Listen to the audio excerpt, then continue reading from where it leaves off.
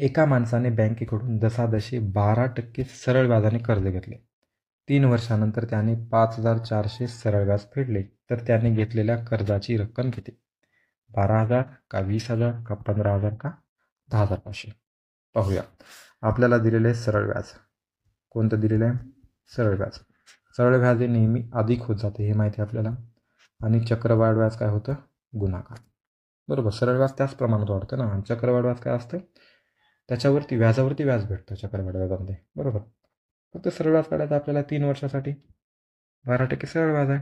सरळ व्याज नेहमी अधिक करायचं असतं. तर मग 12 अधिक 12 अधिक 12 3 वर्षात झाले. किती झालं? 36%. कितीच्या 36% आहे? 36% आहे. 36% दिलं असं आपण म्हणतोय, पण तो म्हणतोय 5,400 रुपये दिले.